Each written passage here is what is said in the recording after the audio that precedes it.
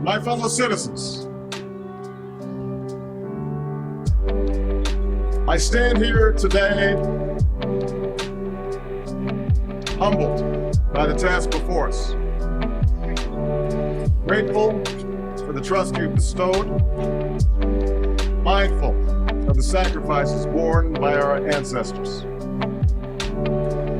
I thank President Bush for his service to our nation.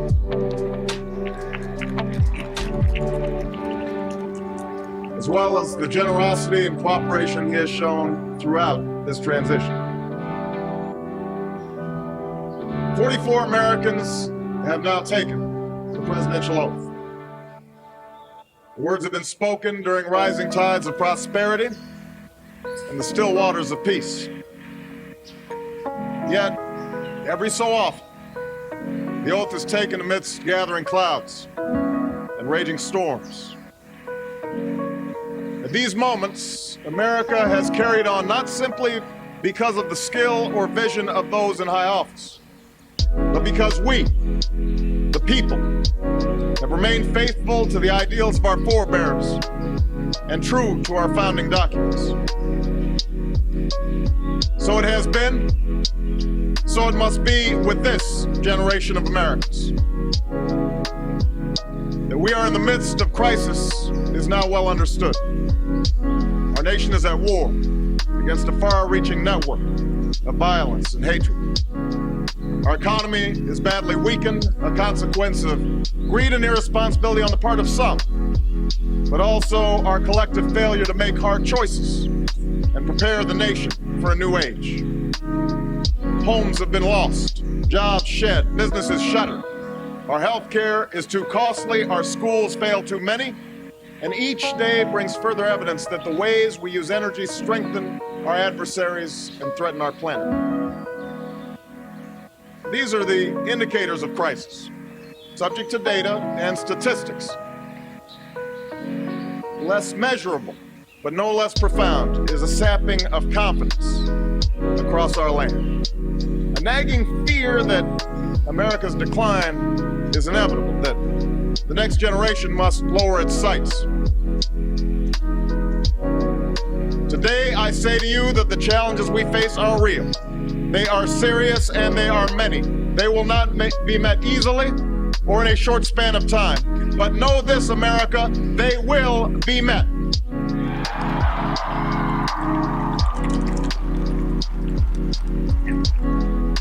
On this day, we gather because we have chosen hope over fear, unity of purpose over conflict and discord. On this day, we come to proclaim an end to the petty grievances and false promises, the recriminations and worn-out dogmas that for far too long have strangled our politics. We remain a young nation, but in the words of Scripture, the time has come to set aside childish things. The time has come to reaffirm our enduring spirit, to choose our better history, to carry forward that precious gift, that noble idea passed on from generation to generation, the God-given promise that all are equal, all are free, and all deserve a chance to pursue their full measure of happiness.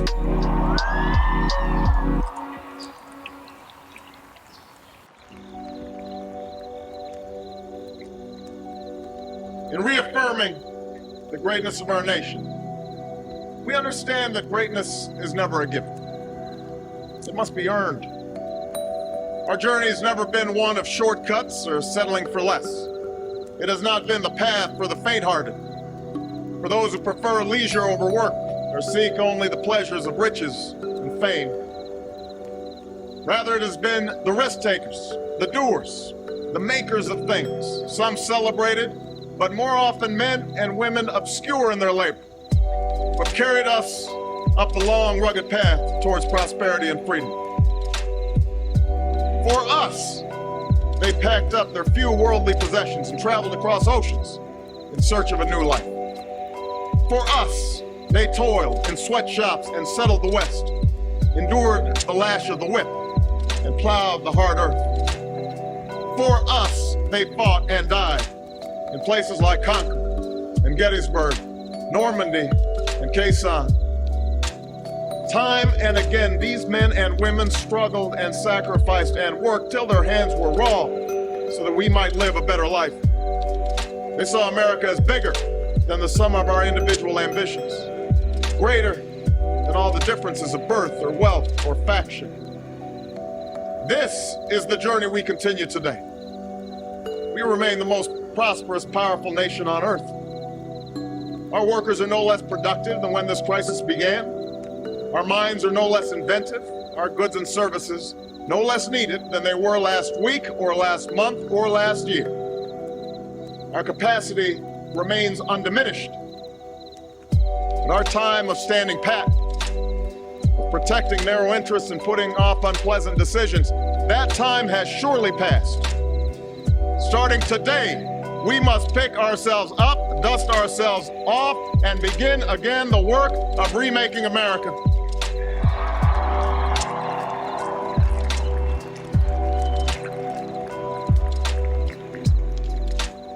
Everywhere we look, there is work to be done.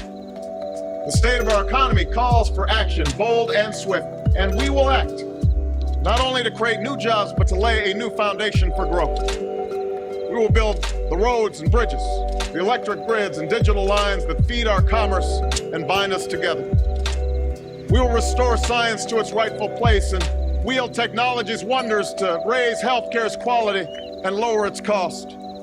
We will harness the sun and the winds and the soil to fuel our cars and run our factories, and we will transform our schools and colleges and universities to meet the demands of a new age. All this we can do. All this we will do. Now, there are some who question the scale of our ambitions, who suggest that our system cannot tolerate too many big plans.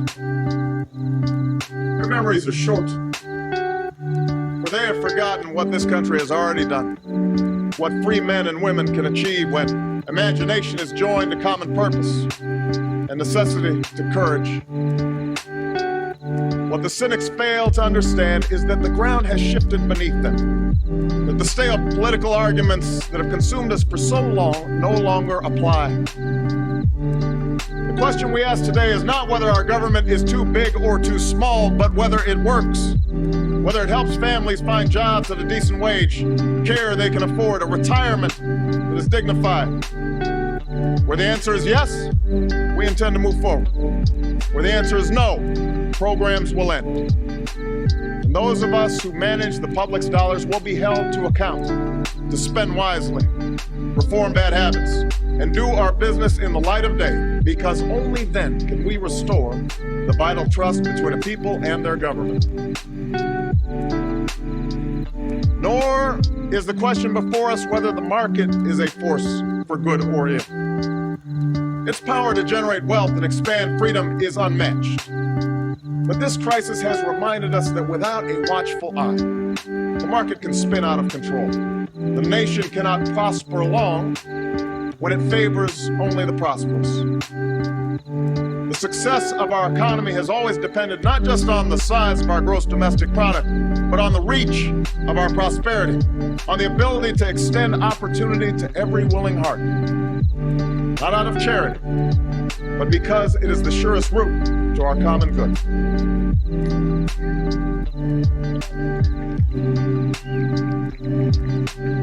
As for our common defense, we reject as false the choice between our safety and our ideals.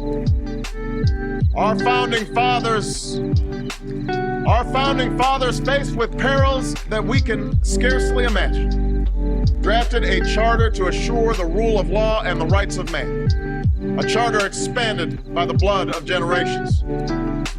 Those ideals still light the world, and we will not give them up for expedience sake. And so, to all the other peoples and governments who are watching today, from the grandest capitals to the small village where my father was born, know that America is a friend of each nation and every man, woman, and child who seeks a future of peace and dignity, and we are ready to lead once more.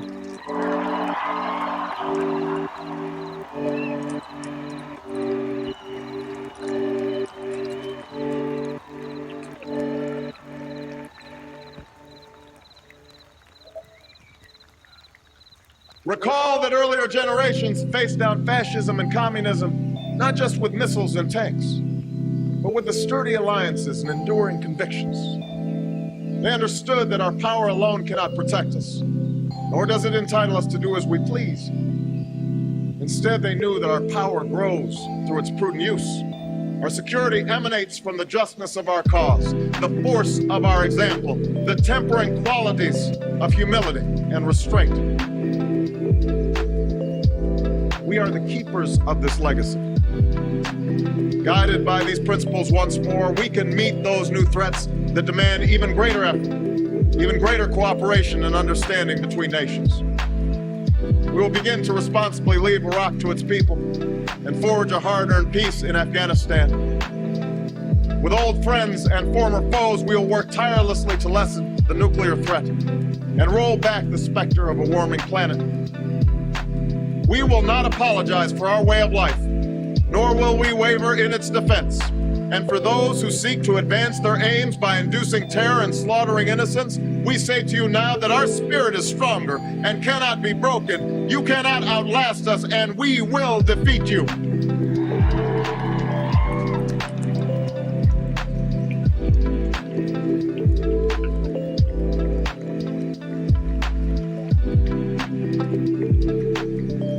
For we know that our patchwork heritage is a strength, not a weakness. We are a nation of Christians and Muslims, Jews and Hindus, and non-believers. We are shaped by every language and culture, drawn from every end of this earth. And because we have tasted the bitter swill of civil war and segregation, and emerged from that dark chapter stronger and more united, we cannot help but believe that the old hatreds shall someday pass, that the lines of tribes shall soon dissolve, that as the world grows smaller, our common humanity shall reveal itself, and that America must play its role in ushering in a new era of peace. To the Muslim world, we seek a new way forward, based on mutual interest and mutual respect. To those leaders around the globe who seek to sow conflict or blame their society's ills on the West, know that your people will judge you on what you can build, not what you destroy. To those who cling to power through corruption and deceit and the silencing of dissent, know that you are on the wrong side of history, but that we will extend a hand if you are willing to unclench your fist. To the people of poor nations, we pledge to work alongside you to make your farms flourish and let clean waters flow, to nourish starved bodies and feed hungry minds. To those nations like ours that enjoy relative plenty, we say we can no longer afford indifference to the suffering outside our borders, nor can we consume the world's resources without regard to effect. For the world has changed, and we must change with it. As we consider the road that unfolds before us, we remember with humble gratitude those brave Americans who, at this very hour, patrol far-off deserts and distant mountains. They have something to tell us, just as the fallen heroes who lie in Arlington whisper through the ages. We honor them not only because they are the guardians of our liberty, but because they embody the spirit of service, a willingness to find meaning in something greater than themselves. And yet, at this moment, a moment that will define a generation, it is precisely this spirit that must inhabit us all. For as much as government can do and must do, it is ultimately the faith and determination of the American people upon which this nation relies. It is the kindness to take in a stranger when the levees break, the selflessness of workers who would rather cut their hours than see a friend lose their job, which sees us through our darkest hours. It is the firefighter's courage to storm a stairway filled with smoke, but also a parent's willingness to nurture a child that finally decides our fate. Our challenges may be new, the instruments with which we meet them may be new. But those values upon which our success depends, honesty and hard work, courage and fair play, tolerance and curiosity, loyalty and patriotism, these things are old. These things are true. They have been the quiet force of progress throughout our history. What is demanded then is a return to these truths.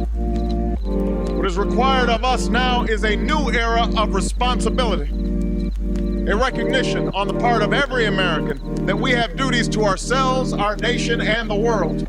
Duties that we do not grudgingly accept, but rather seize gladly, firm in the knowledge that there is nothing so satisfying to the spirit, so defining of our character, than giving our all to a difficult task. This is the price and the promise of citizenship. This is the source of our confidence, the knowledge that God calls on us to shape an uncertain destiny. This is the meaning of our liberty and our creed, why men and women and children of every race and every faith can join in celebration across this magnificent mall. And why a man whose father less than 60 years ago might not have been served at a local restaurant can now stand before you to take a most sacred oath.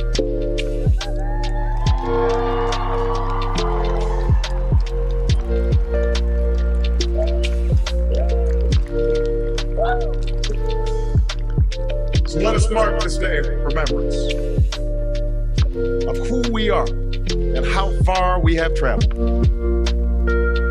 In the year of America's birth, in the coldest of months, a small band of patriots huddled by dying campfires on the shores of an icy river. The capital was abandoned. The enemy was advancing. The snow was stained with blood. At a moment when the outcome of our revolution was most in doubt, the father of our nation ordered these words be read to the people. Let it be told to the future world that in the depth of winter, when nothing but hope and virtue could survive, that the city and the country, alarmed at one common danger, came forth to meet it. America, in the face of our common dangers, in this winter of our hardship, let us remember these timeless words. With hope and virtue, let us brave once more the icy currents and endure what storms may come. Let it be said by our children's children that when we were tested, we refused to let this journey end, that we did not turn back nor did we falter. And with eyes fixed on the horizon and God's grace upon us, we carried forth that great gift of freedom and delivered it safely to future generations. Thank you.